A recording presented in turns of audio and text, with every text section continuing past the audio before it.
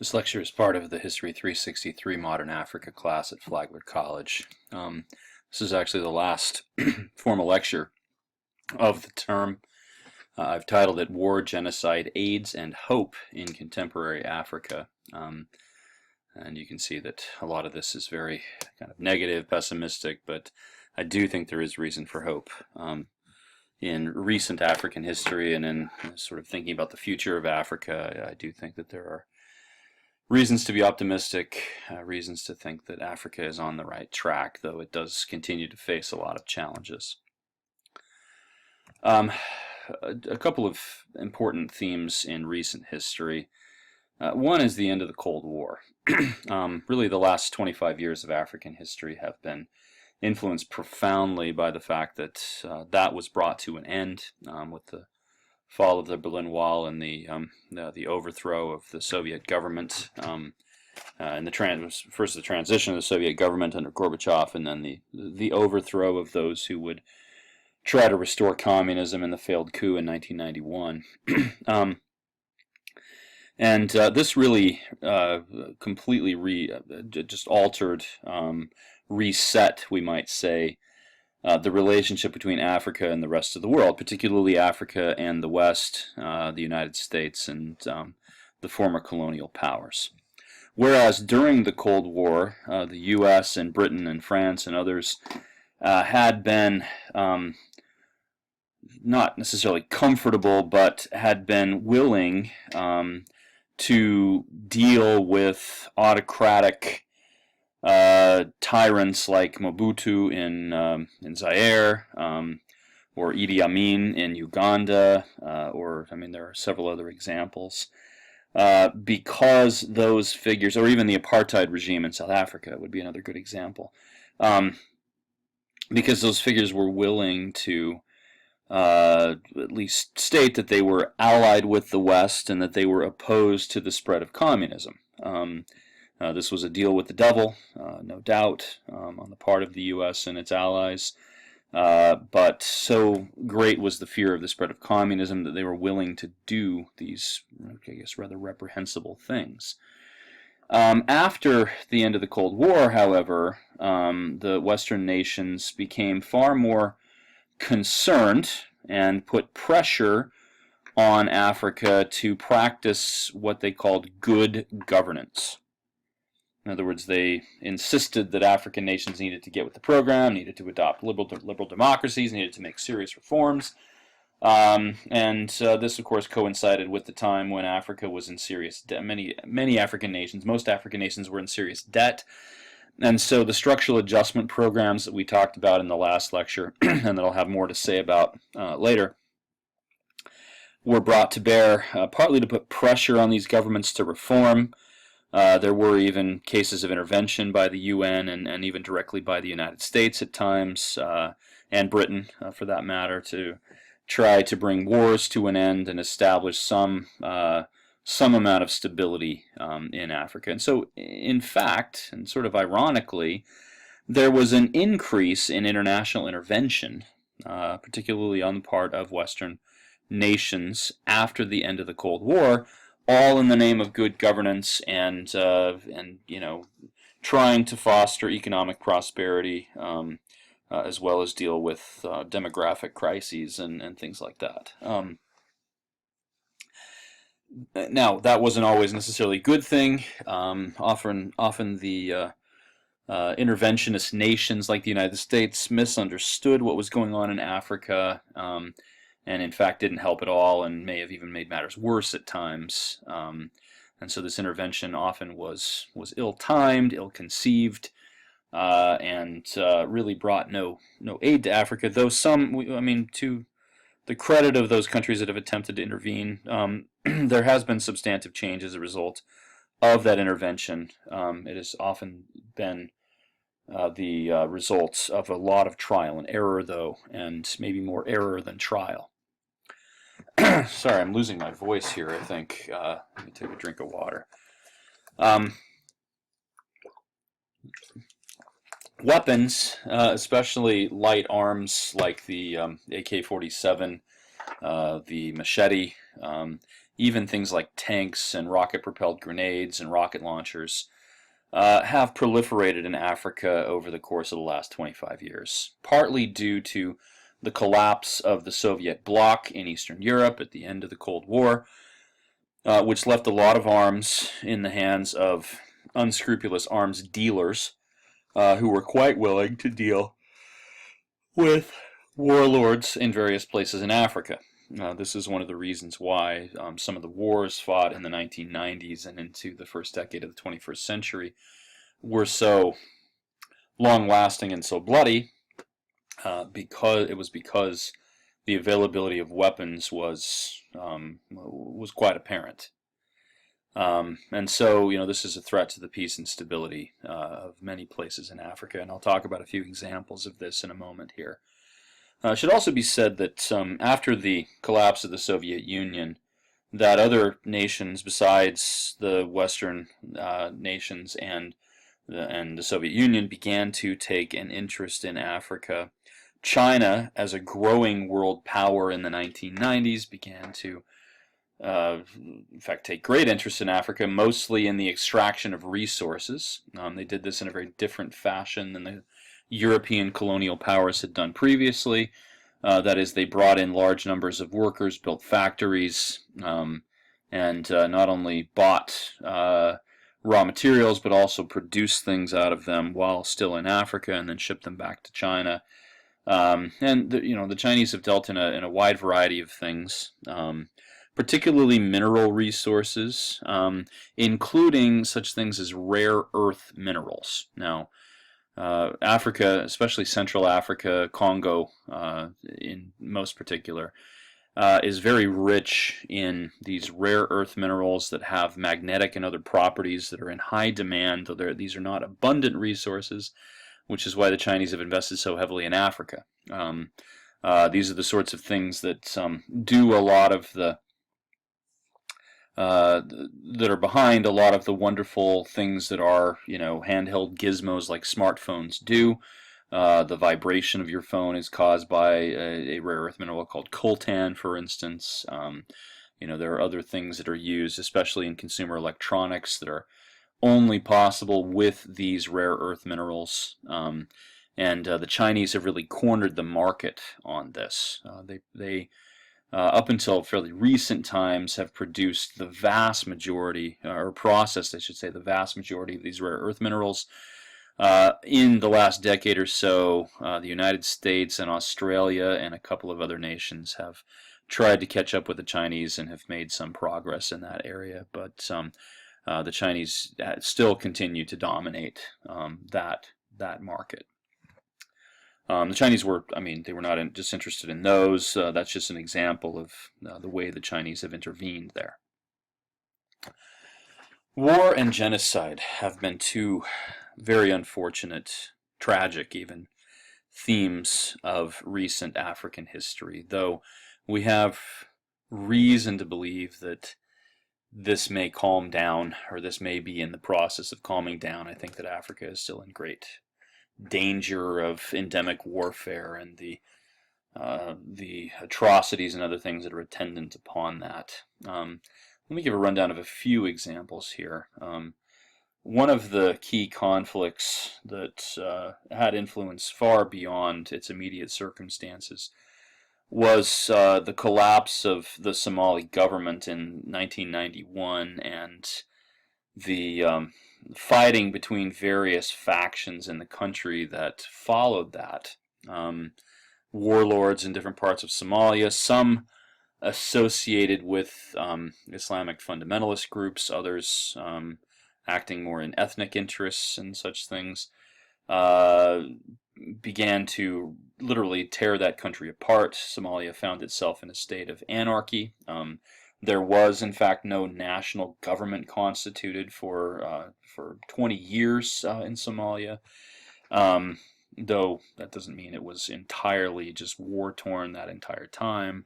What it eventually reached was the kind of equilibrium between different regions of the country, each dominated by a particular faction or a particular military governor of some kind. But when this first happened, Somalia was in a state of severe crisis, and this prompted international intervention, beginning with the American presidential administration of George H.W. Bush, Bush 41, in other words, who sent troops to Somalia to try to bring some peace and stability, and especially to ensure that the foreign aid that was being sent by the U.S. and its allies would make it into the right hands, would be distributed to the people who were most in need, rather than going directly to the warlords who would confiscate it and use it as leverage to increase their hold on the regions that they dominated.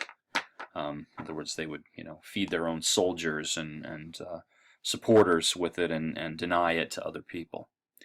This intervention initially was successful, but the Americans found themselves embroiled in a conflict that was far more complex, I think, than they had anticipated.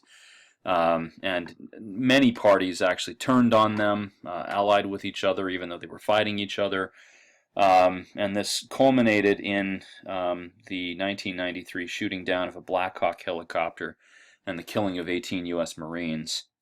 And then the international spectacle of the bodies of a couple of these Marines being dragged through the streets of Mogadishu and desecrated in other ways. And this was, seen as an international catastrophe for the United States. And there were a lot of demands, of course, to pull the troops out if that was how things were going to go. President Clinton did pull the U.S. Marines out. One of the observers, this actually has far-reaching repercussions. One of the observers of the conflict in Somalia, and somebody who was actually active from time to time in the Horn of Africa region, was Osama bin Laden. And he concluded from what had happened in Somalia that the Americans would be easily cowed, that he could proceed with his terrorist plans and hit American targets, and the Americans would not respond with the same kind of reciprocal force. He, of course, underestimated American resolve, especially after 9/11, but Somalia, the events of Somalia did have an impact on the decision-making of Osama bin Laden. They had an impact, moreover, on the next major conflict that arose in Africa that gained international attention, which was the genocide in Rwanda. Now, Rwanda itself has a long and complex history. We've talked about it already, the creation, really, by the colonial government, the Belgian colonial government, of these ethnicities of Hutu and Tutsi, based very loosely on things that had existed before, but precipitated and exacerbated by the colonial government there.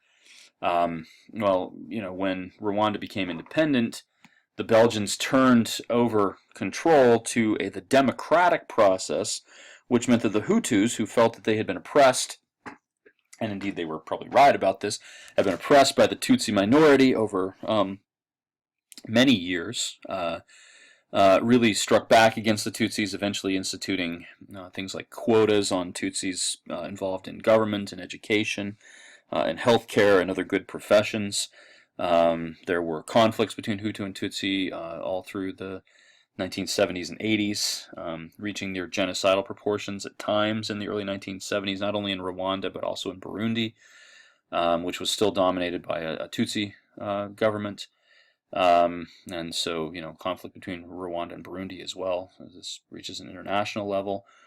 Around 1990, a group of Tutsi guerrilla warriors based in Uganda and supported by the regime of Yoweri Museveni, who had overthrown the reigning military dictator and backed these Rwandese guerrillas, who were led, by the way, by a guy named Paul Kagame, who would later become the president of Rwanda. In fact, still to this date in 2016 remains the president of Rwanda. But they attacked from Uganda into Rwanda, which created a severe conflict and precipitated atrocities against Tutsis. The thinking on the part of the Hutu went that since this Tutsi-based guerrilla warrior party called the Rwandese Patriotic Front were attacking the northern parts of the country from Uganda, that the rest of Rwanda was not safe from the Tutsis, and this was further exacerbated by the presence of a PR campaign, radio stations devoted to spouting Hutu power slogans and racial epithets against the Tutsis. They referred to Tutsi as Inyenzi, which means cockroaches. There was a full-scale demonization of them, and lots of kind of mini atrocities occurred.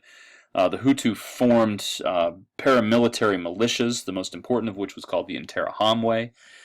During this period, and the Interahamwe began to collect weapons, especially large numbers of machetes, in anticipation of striking out in one massive blow against the Tutsi population that remained in Rwanda. And the shooting down of the plane carrying the Rwandan president, Juvenal Habyarimana, who was engaged in peace talks with leaders of the RPF, the Rwandese Patriotic Front.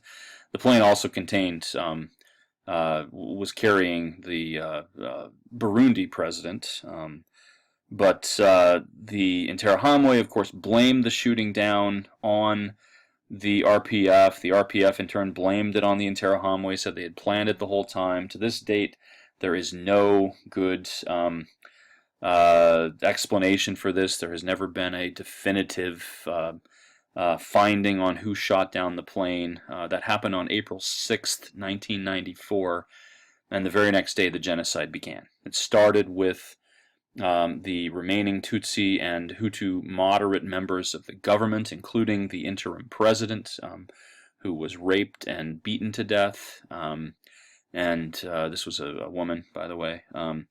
And then spilled into the streets of Kigali, and from there into the countryside. And over 100 days, between April and July of 1994, somewhere around 800,000 to 1 million Tutsis and moderate Hutus were killed by the genocidaires. Most of them were Interahamwe, at least in the cities, though the Interahamwe did send agents out into the countryside to recruit Hutu people, sort of normal Hutu farmers, put a lot of pressure on them, sort of threatened their families unless they participated in the killing. And so ultimately, a huge segment of the Rwandan population ended up being involved in this, either as perpetrators or victims. This is something that completely tore the country asunder. And it would have gone on had the RPF not succeeded eventually, given the magnitude of what their people were facing. They stepped up their military campaign against the Hutu government and against the official Rwandan military, which, although they don't seem to have participated at the same level as the Interahamwe, they at least did not stop the genocide from happening, and in some cases soldiers did, it seems, participate in the killing.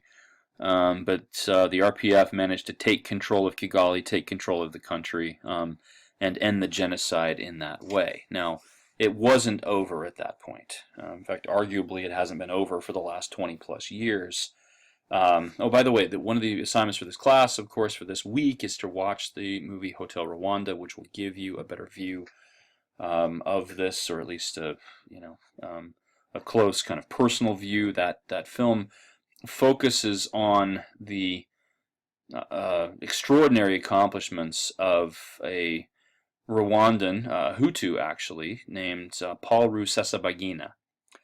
Rusesabagina was the manager of a fancy hotel in Kigali, a place that was a frequent kind of watering hole and stopping spot for foreign journalists and others, a lot of Europeans. Sorry, I had to pause the recording for a second. Anyway, the film does a really good job portraying the remarkable accomplishments of Paul Rusesabagina, who was able to shelter at the Hotel Mikolin, as it was known, several hundred people who were fleeing the genocide, including a lot of children who were saved by the Red Cross. And so, watch that film, review it. It definitely gives a good, as I said, kind of internal, intimate portrait of the chaos that was the Rwandan genocide. Now, in the aftermath of the genocide, things got really complicated, as if they weren't complicated enough. Something like 1.5 million Hutu people fled the country, most of them going into eastern Congo. Whether they needed to flee or not is sort of an open question. But it was, they feared retribution from the RPF, who now had control of the country, and they were probably right to fear.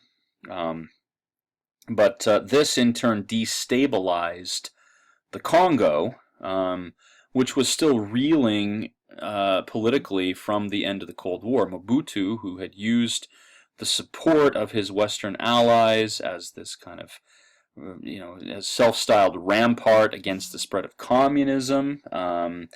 But in any case, Mobutu was not, given his kleptocracy, his terrible record as the leader of that country, his outright thievery of the nation's resources. He was not a very popular figure, and he was sort of teetering on the brink of collapse with his government. This pushed that over the edge, and at this point, the war spread all through the Congo, and indeed eventually involved multiple countries from all over the region, as far south as South Africa, who got involved diplomatically and in support of their interests in that part of Africa. It's a tremendously complicated conflict, in fact. A few of the details.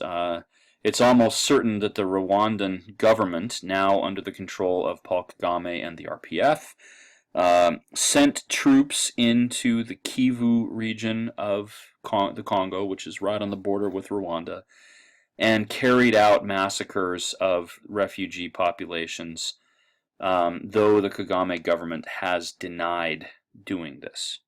In fact, to this day, they still continue to deny that they have had any military involvement in this long war. And the war, which may be called the Congolese War, it's also been called by the great French scholar of African history, Gérard Prunier, Africa's World War, because it did involve so many different countries. But it lasted for 3 or 4 years, and estimates vary, but probably claimed the lives of somewhere in the neighborhood of 4 to 6 million people. And it wasn't just the loss of lives that is the most horrible thing about this, I think. It's the way in which people died and what the survivors had to undergo. There was a culture among various factions of mass rape, for instance, in the Congolese War, something that would be repeated in the conflict in Darfur. And so this was one of the ways of dehumanizing and striking against enemies was to, the soldiers would go in and rape huge numbers of women. This had happened during the Rwandan Genocide as well, and many women became impregnated with, the babies of soldiers who had raped them, and really the human cost here is absolutely catastrophic, beyond, I think, any single person's understanding to comprehend. But this is a war, of course, that I think probably very few people have heard about. But it is the bloodiest, I think the bloodiest single war since World War II worldwide. I think it claimed more lives than the Cambodian Genocide and then the wars, between the Khmer Rouge and the government in Cambodia in the 1970s. claim more lives than the Vietnam War and its various sequelae, claim more lives than certainly the modern wars, the Persian Gulf War, the Iraq War, and other things. This is a great catastrophe in the heart of Africa. It saw the collapse of the Mobutu regime in the Congo, and the eventual semi-stabilization under first Laurent Kabila and then Joseph Kabila, his son, who remains in power in the Congo to this day. I'm sorry I can't give more clarification on this war. It's a very difficult one to wrap your mind around. I can recommend a couple of good books on this, though they do demonstrate the complexity of it in their length and the necessity to cover all facets of the war, which becomes really kind of dizzying to the reader. Another example of war and genocide is Darfur. In the first decade of the 21st century, starting around 2001-2002, conflict which had torn Sudan apart for generations already at this point, mostly between the northern part of Sudan and the southern part of Sudan, which eventually led in 2011 to the secession of southern Sudan, the formation of a new nation. That's a separate conflict, though I suppose it does contribute in conceptual ways to this one, separate conflict from the conflict with Darfur. The government in Khartoum was Arab in ethnicity and language, certainly Muslim in religion, though they shared that with the people of Darfur, who were also Muslim, and frequently had ties to other governments in North Africa, like the Gaddafi regime in Libya, and governments in the Middle East were supported. The Bashir, Omar al-Bashir regime in Sudan was supported by a lot of these other Islamic countries, and he received arms and other things from them. Darfur, on the other hand, although it is Muslim, is of a different ethnicity. The Darfuri people are Nilo-Saharan people rather than Afro-Asiatic people, and their customs are different.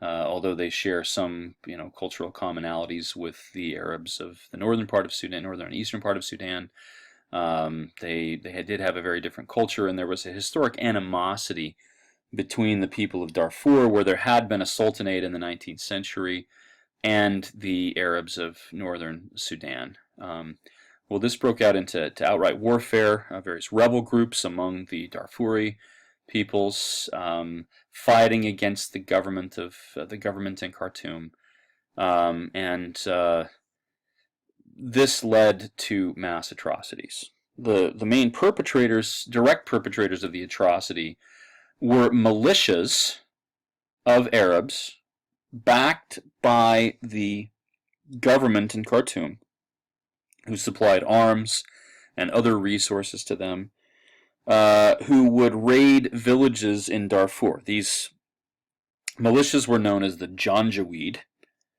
and they would raid these villages, and kill large numbers of people, rape on a mass scale, burn the villages. They often burned the crops and other things that these villages relied on for food.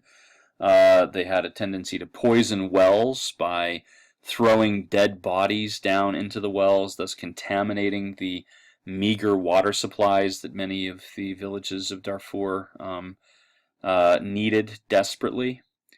And these atrocities, which were, it should be said, backed by official army units of Khartoum. There's a lot of evidence for this, even though the Sudanese government has remained intransigent and continuing to deny this.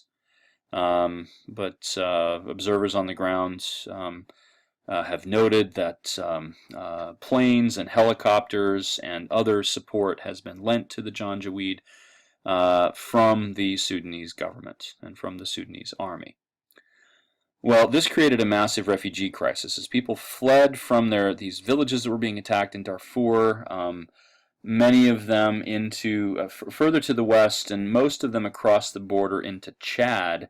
They ended up in huge refugee camps, some of which had hundreds of thousands of people in them. This created one of the largest refugee crises in modern history, and it has continued to contribute to the refugee crisis that is still incredibly acute in the middle part of the second decade of the 21st century, and the present day. That is, the refugees who have been flooding into Europe over the last few years are not just from Syria. Many of them are from Africa. Huge numbers of them are from the Sudan. Really, kind of the remnants of what has happened, or what happened 10 years ago or so, 10 to 15 years ago in Western Sudan. But in any case, huge refugee camps, and the Janjaweed continued to attack, in some cases, even the refugee camps, or more commonly, to attack people who had to leave the refugee camps to go out into the bush to collect firewood. And this is where some of the worst atrocities took place. Women tended to be the ones in this culture who collected the firewood, and so the women were the ones who went out into the areas surrounding the refugee camps, trying to collect wood they could cook with. And the Janjaweed, in many cases, were simply waiting for them. They raped them. And so, huge numbers of women and girls, even girls very, very young in some cases, were raped. If the men went out into the bush outside the refugee camps to collect the firewood, they would simply be killed, often tortured before they were killed. And so this became an international cause célèbre. Around 2003 or so, led to an international outcry. The Sudanese government tried to deny any involvement in this. Eventually, Omar al-Bashir was there was a warrant out for his arrest by the International Criminal Court in The Hague. He was never arrested. He remained within his country, and there was nobody really who could follow through on that. But Bashir was limited, certainly, from leaving the country as a result of this. And this marginalized Sudan, they did eventually come to a kind of fragile peace with Darfur, but the refugee crisis there has remained in place to some extent. The other war that we should mention that has affected Africa a great deal, though perhaps not, certainly not as much as it has affected other regions of the Islamic world, is the War on Terror. Leading up to the events of September 11, 2001, were, among other things, a couple of attacks on U.S. embassies in Africa simultaneously in 1998 on the same day, same time. Bombs hit both the truck bombs hit both the embassy in Nairobi and the embassy in Dar es Salaam. Not very many Americans, I can't remember exactly how many, were injured or killed by this, but large numbers of people in the street, Kenyans and Tanzanians, were killed, several hundred in each case. And this was one of the first indications of the extent of the operations of Al-Qaeda. Osama bin Laden had training camps in Somalia and in Sudan in the 1990s.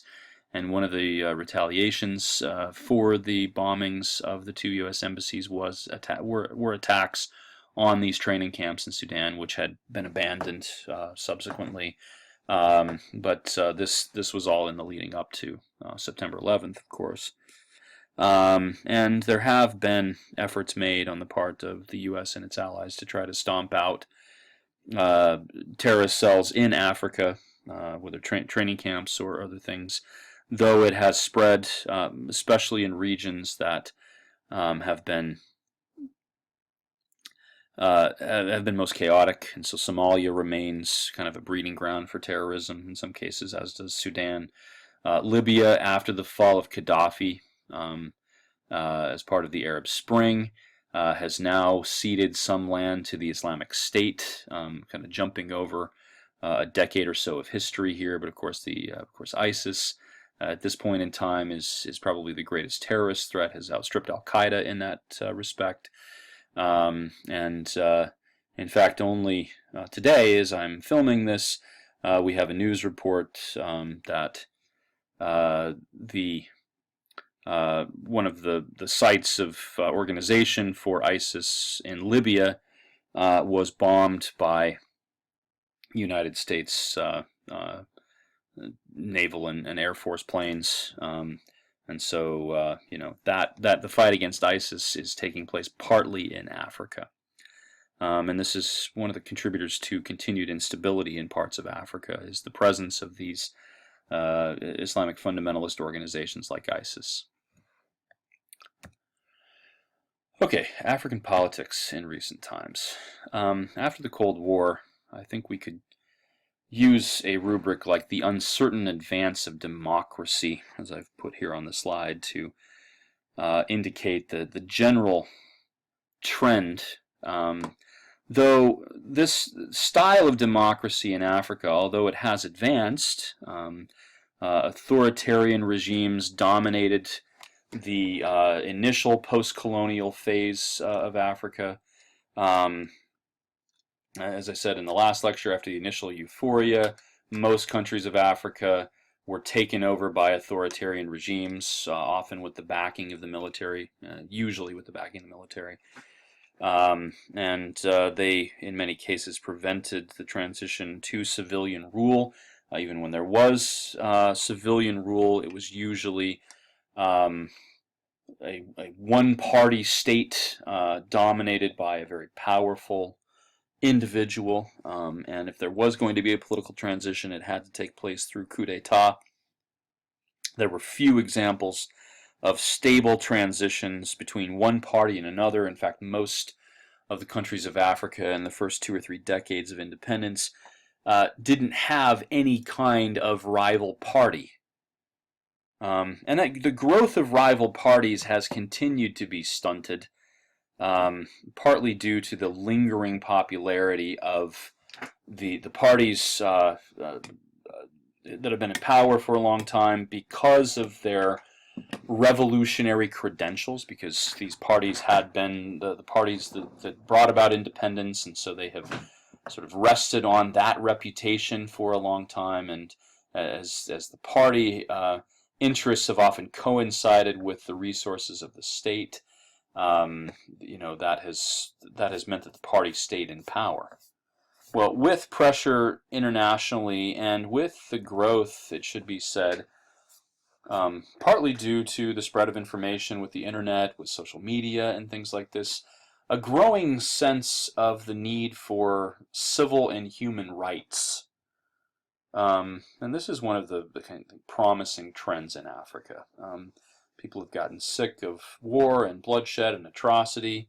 They've gotten sick of the reputation that Africa has for these things, even if their countries have not been directly involved in the worst kind of atrocities that have been seen in, Sudan or Rwanda or the Congo or other places. The fact that Africans tend to be lumped in all together by international observers has been the source of some dismay among Africans. And so, there has been some demand for an increase in civil and human rights. And this, in many cases, the ruling parties have caved to such demands, and have, acceded to the demands for fairer, more transparent elections.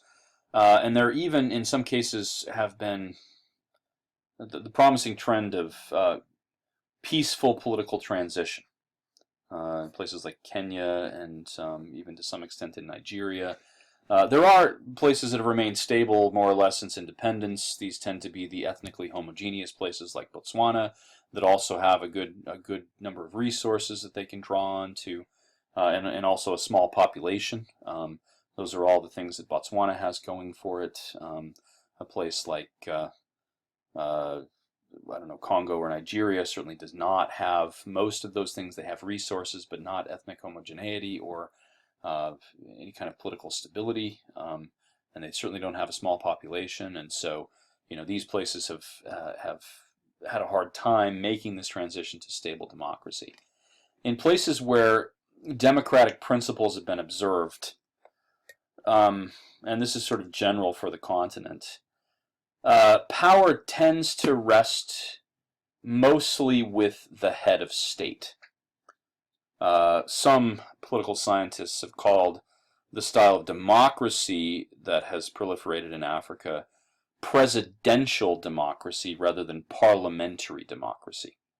In other words, the checks and balances really aren't there. The head of state, the president or prime minister or whatever he or she happens to be called, tends to have the lion's share of the power, mostly because they control the party apparatus and the flow of international aid and the army in some cases and other things that lead to that kind of power.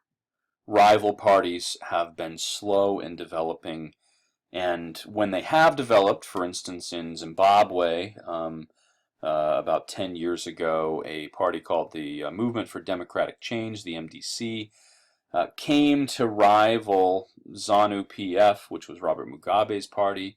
The MDC, headed by a politician named Morgan Tsvangirai, eventually became powerful enough to nearly defeat Mugabe in a series of elections. In fact, it was almost certain that Tsvangirai won a majority of seats, but Mugabe stepped in and would not allow for a proper counting of votes and retain power, though he did have to agree to sort of diplomatic talks with Tsvangirai. This eventually produced a power-sharing arrangement that Mugabe was loath to agree to, but due to pressure, partly from outsiders like Thabo Mbeki of South Africa, Mugabe eventually did agree to this, though he still holds, I think, the lion's share of the power there.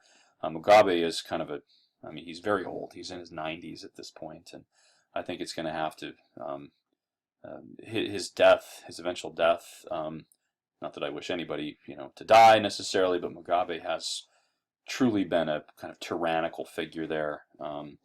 I think once Mugabe is gone, there may be a chance for a peaceful transition and eventually the recovery of Zimbabwe, which is, I think, one of the most unstable, at least economically unstable, countries in Africa.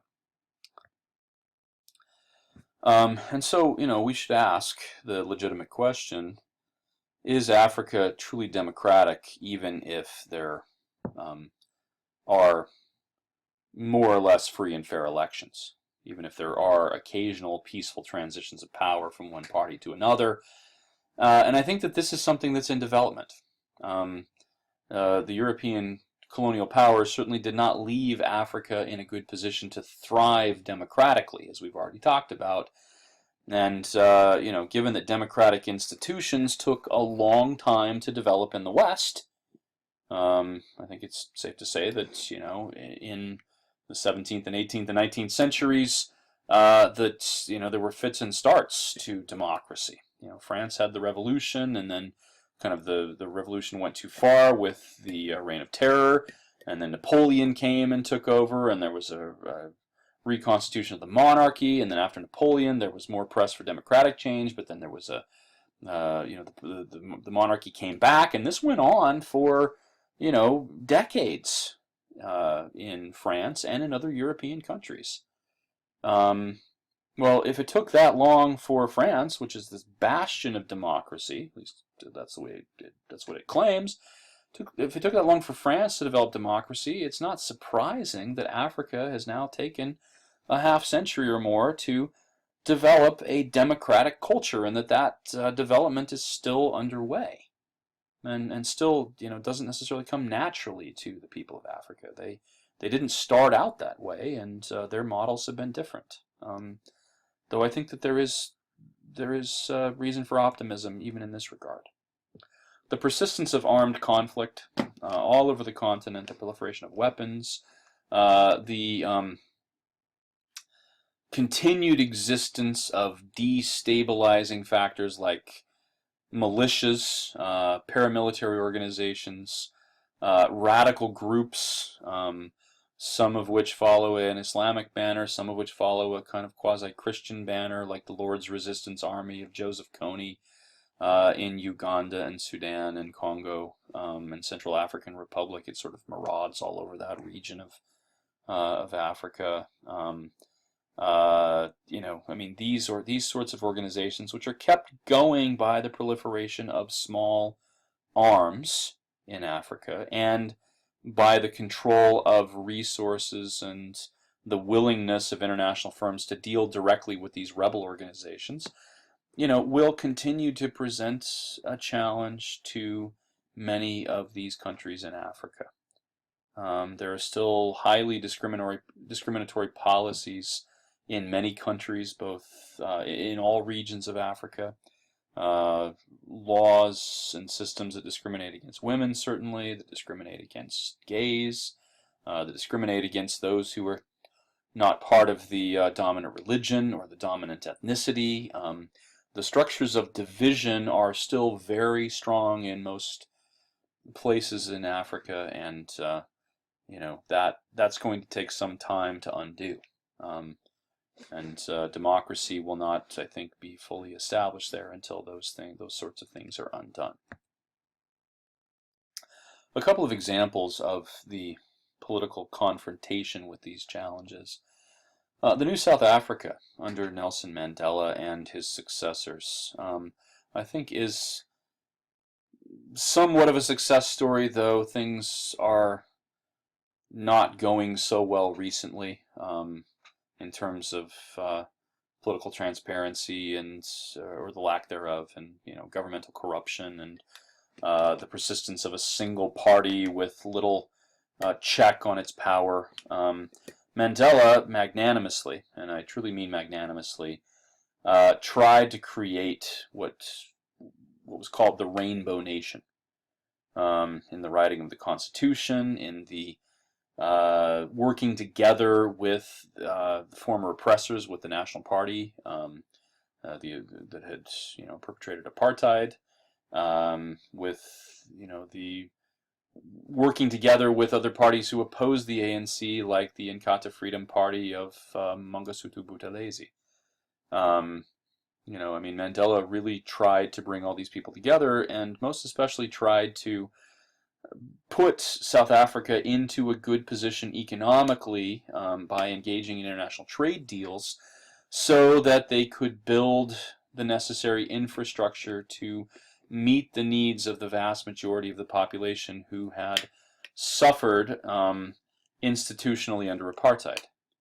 At the time Mandela took the presidency, South Africa had a population somewhere between 40 and 45 million people, and something like 10 million of those lived in shacks made of corrugated iron and whatever scrap materials people could find. I lived in South Africa in this period. I spent a lot of time in these shanty towns. Many of these places did not have any sorts of amenities as far as an electrical grid or sanitation or running water or anything like that. There were often communal wells that huge numbers of people relied on, and they had to dig their own latrines and things like this. Well, the South African government had a monumental task on its hands to try to bring basic services to huge numbers of people. And rather than tear the country apart by seizing land from white South Africans, as Robert Mugabe eventually did, Mandela was magnanimous toward them and tried to simply build up South Africa's economy to the point that they could take care of the needs of this population. So he tried to achieve a balance, and unfortunately change was slow in coming. While they did build some infrastructure, the demands were so huge that it was really quite impossible for them to do this quickly. Mandela retired after one 5-year term as president. He was 81 years old after all, and already somewhat frail, given his long years of imprisonment and things like that. And he turned over power to his former deputy, Vice President Thabo Mbeki, who's pictured here on the slide next to Nelson Mandela. Thabo Mbeki was a key figure in the transition away from apartheid. He was trusted by Mandela. He easily won election as the head of the ANC. And in some respects, Thabo Mbeki was an effective leader of South Africa. He certainly increased the stature of South Africa on the international stage. He was very good at international diplomacy, ended up being kind of a peace broker in different parts of Africa. He was widely respected outside of the country. Inside the country, the cries of corruption and especially the inability of the government to address these structural problems that I talked about became louder and louder. And Mbeki didn't help himself very much by his really terrible policy on AIDS, which I'll talk about in a moment here. But in any case, the criticism of Mbeki became very, very loud. And about halfway through his second term, he had lost the confidence not only of most of the people of South Africa, but also of his own party, who eventually gave him a vote of no confidence, and he resigned in disgrace. This led to the election of his former ally but turned rival, Jacob Zuma, who is still the president of South Africa at this point. And Zuma did not come from the same sort of background as Thabo Mbeki had. He actually came from, he was uneducated, came from a kind of populist background. And while he has enjoyed some triumphs, like bringing the World Cup to South Africa in 2010, which was a big PR moment for him and for the country, also trying to exploit the death and funeral of Nelson Mandela in 2013, which gave him the international stage again. Jacob Zuma has been involved, it's quite obvious, in a good deal of corruption. For instance, he borrowed or stole something like 25 million rands in state funds, basically took tax money to build himself a huge mansion or to improve his mansion. That's just one example of the kind of corruption that Zuma has actually been found guilty of by courts in South Africa. And so to this point still, though, the ANC is in power, and there has been no rival to the political clout that the ANC has. Inside of the party itself, though, there are kind of rival organizations. The Reconstituted ANC Youth League, under a guy named Julius Malema, has presented a challenge to Jacob Zuma, though Malema is even more radical in some of his calls. He is following the example of Robert Mugabe, calling, for instance, for the redistribution of land to take it away from white people. And there has been a huge migration of whites away from South Africa to the United States, the UK, and especially Australia and New Zealand. They do like their rugby, and those other places certainly give them that. In any case, South Africa is a mixed record of some success and some failure, and there's some cause for optimism, but there is a lot to be pessimistic about there as well. A bit briefer example is the Arab Spring. In the spring of 2011, all across the Muslim world, including in North Africa, there were uprisings against the tyrannical governments that had dominated the Middle East. This led in the highest profile example of the ousting of the Egyptian president Hosni Mubarak, who had been in power since the assassination of Anwar Sadat in 1979, 1980, I can't remember, 1981, one of those years. And Mubarak had been an autocrat. I mean, he sort of defines autocrat, had taken the worst tendencies of Nasser and Sadat and applied them to keeping him in power over a 30-year period.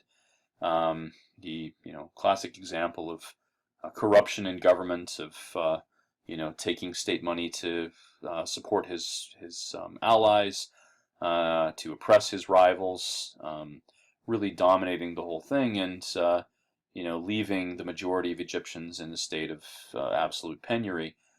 Well, there were mass uprisings against him, spurred mostly by social media.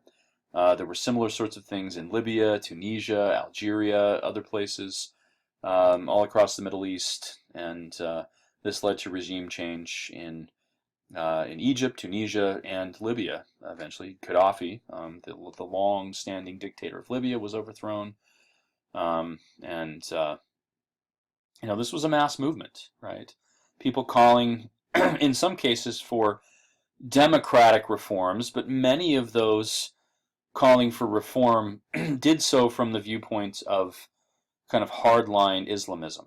And so the elections that followed the coup against Mubarak, and there was supposed to be in Egypt a transitionary period where the army, which was a very popular institution in Egypt, took over the government. A constitution would be rewritten, and then there would be democratic elections. Well, when the democratic elections came, as it turned out, the Muslim Brotherhood won a majority of seats, won the largest number of seats in the Egyptian parliament.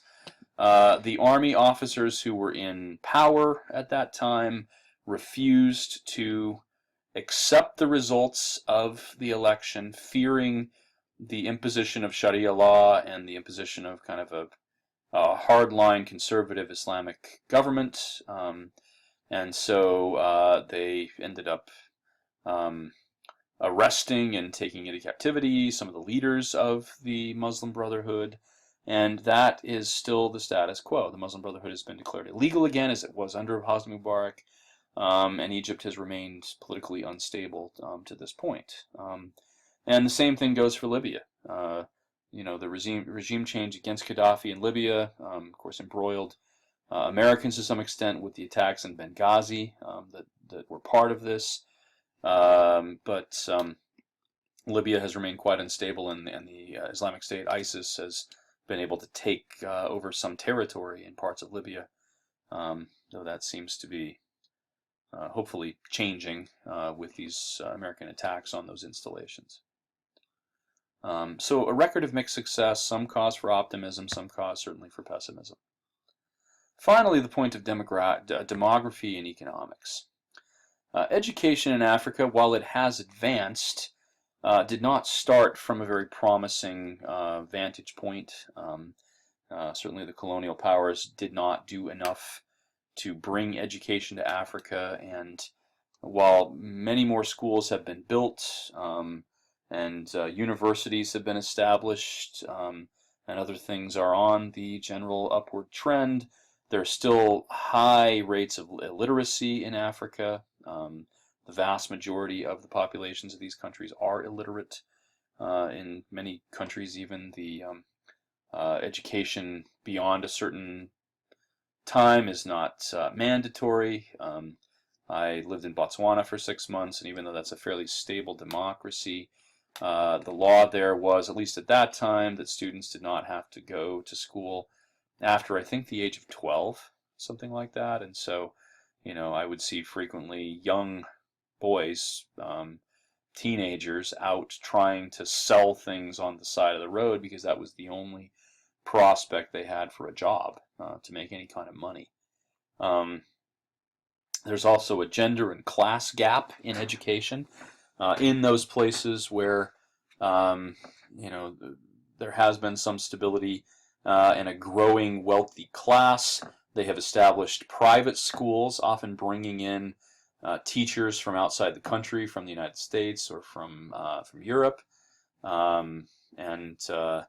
these places provide very high quality education, but this is mostly for the wealthy, and in some countries at least, mostly for boys. Families are far more likely to invest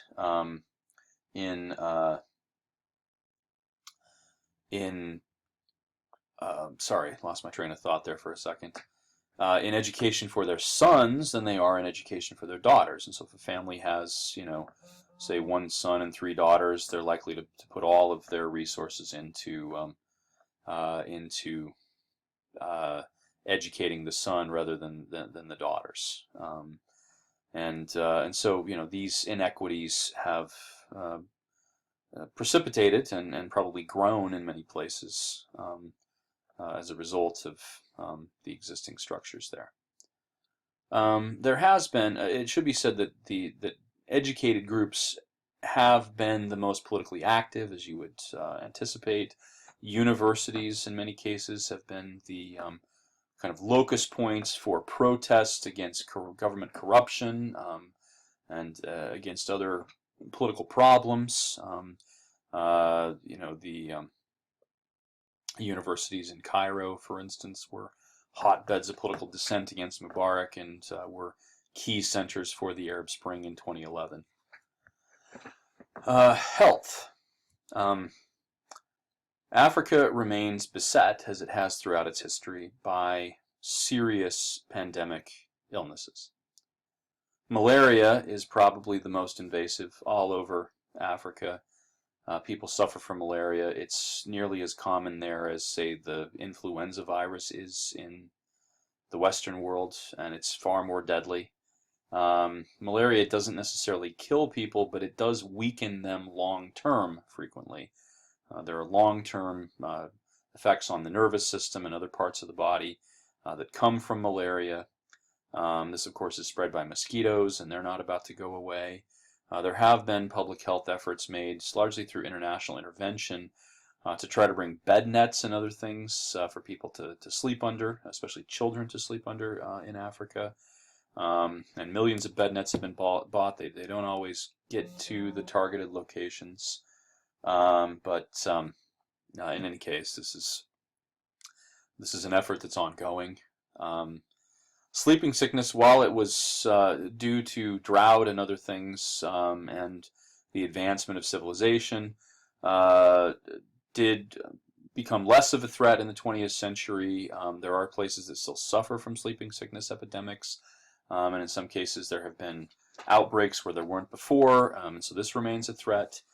Most famously, though not affecting as wide a population as malaria does, but still a kind of horrifying number of people, is the HIV/AIDS epidemic.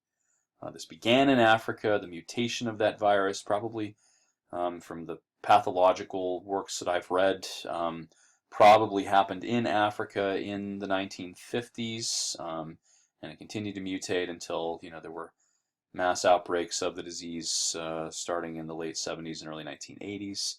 And in Africa, this has been spread almost entirely through heterosexual sex, to the truly frightening point in many countries. If you look at the map here, you will see that in South Africa, Lesotho, Swaziland, and Botswana, and I think this map is about 10 years old, but these numbers do continue to hold to some extent, though they're lessening in some areas.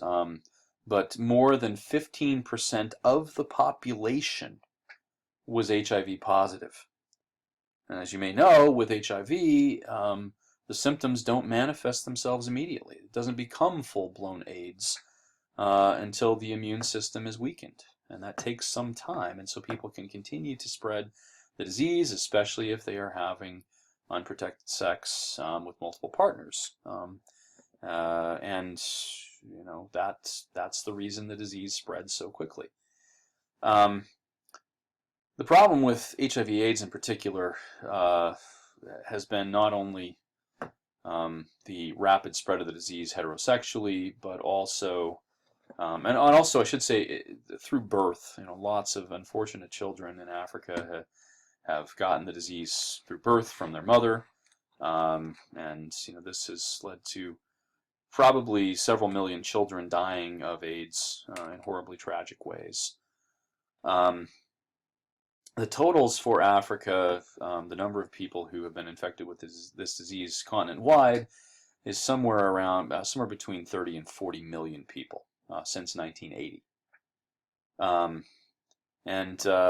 despite that, there was, as you might imagine, a great deal of fear, a great deal of misinformation spread about the disease. Even when the governments tried to step in and do something with public health, The measures were often ineffectual. They spread misinformation at times. I recall seeing a billboard all over Gaborone, the capital of Botswana, when I lived there, that said something like, getting STDs increases your risk of getting AIDS. Well, that is a totally misleading slogan, because just getting an STD, getting gonorrhea or herpes or something like that, does not mean you're more likely to get AIDS. What the billboard should have said is having unprotected sex increases your risk of getting AIDS. And so that wasn't terribly helpful.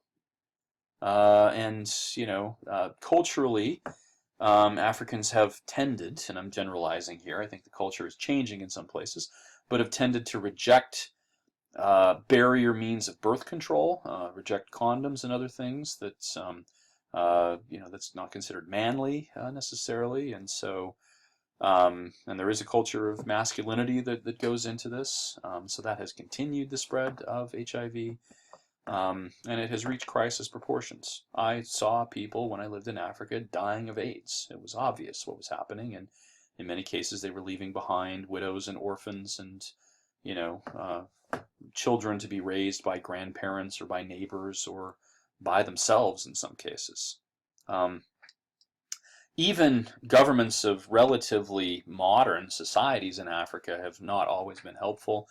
The Thabo Mbeki government in South Africa, for instance, probably due to the fact that retroviral drugs for the mass population of people who were HIV positive were very cost prohibitive, began to ascribe in the early first decade of the 21st century to the notion that, which was spread by sort of pseudoscientists in Africa, that HIV was not connected to AIDS, that getting that virus did not mean that a person would get AIDS. And they came up with kind of folk remedies, and even ascribed to folk remedies for treating HIV. They said that eating a certain diet rich in things like beets and other root vegetables would counter the effects of HIV. All of that is complete bunk, of course.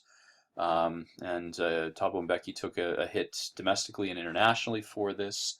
He appointed as his health minister somebody who had ascribed to these opinions, and it just got worse and worse in South Africa.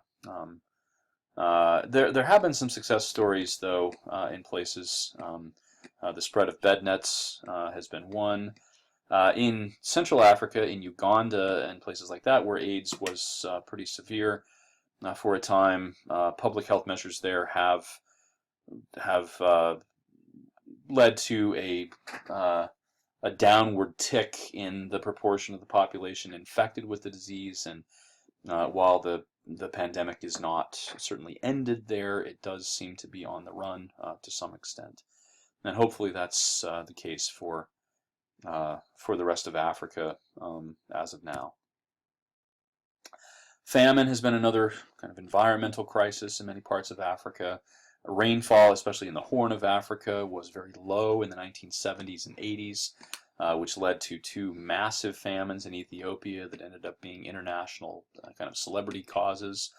The original We Are the World, USA for Africa, 1984, was part of this. Famine, though, is not just caused by environmental factors. The growth in population has at times, at least according to some theories, outstripped the ability of the land to sustain it.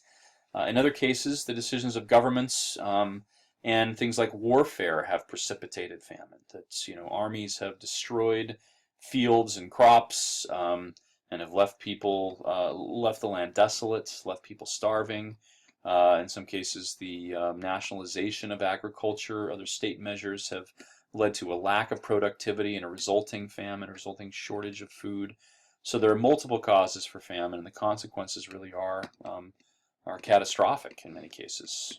Hundreds of thousands, if not millions, of people dying in Ethiopia of famine in the 1970s and 1980s, with outbreaks with further instances of famine in later years in different parts of Africa.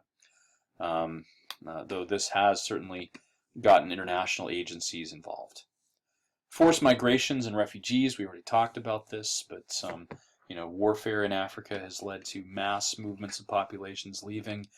This is one of the things that contributes to the refugee crisis that is ongoing in the Mediterranean. People fleeing North Africa and as far south as Sudan and places like that have tried to make their way to Europe, and thus we have the mass refugee camps in places like Greece and Turkey, with hundreds of thousands of refugees being accepted into different countries in Europe, but causing problems and politically and otherwise there. Hopefully this, there's a solution long term to this that involves peace and stability for these people who are often fleeing, really terrible circumstances. The structural adjustment programs that the IMF and the World Bank and many foreign governments imposed on African nations have had a mixed record. In some cases, two major parts have seen mixed success. The privatization of agriculture and industries in some cases has led to greater productivity. The transition away from state control has led to, in the short term, in many cases, to the loss of a lot of jobs with the shrinking public sector.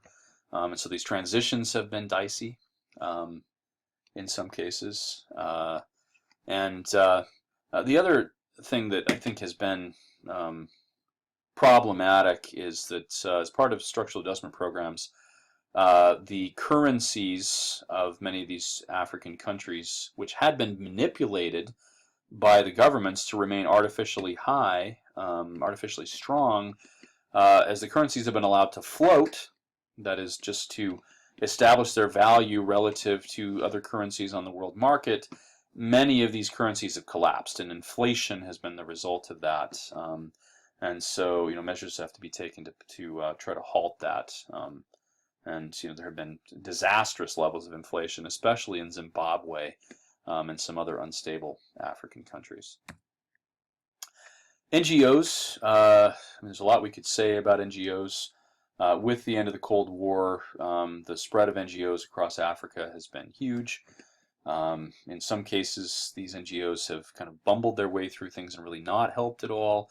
In other cases, they have been successful in bringing about real change and bringing about real help to people. Whatever the case may be, these things aren't going away anytime soon, and hopefully they are causing substantive positive change. And so recent African history really is a story of both development and setback. Africa will continue to develop. There are, again, many reasons to be optimistic, though it does continue to face its challenges, and I think probably will for some time to come. I've enjoyed doing these lectures and interacting with you on the discussion board. Hopefully you've learned something about African history. If you have questions, want to make comments about any of these things we've talked about in this lecture, please do so on the discussion board. I look forward to interacting with you there. Thank you.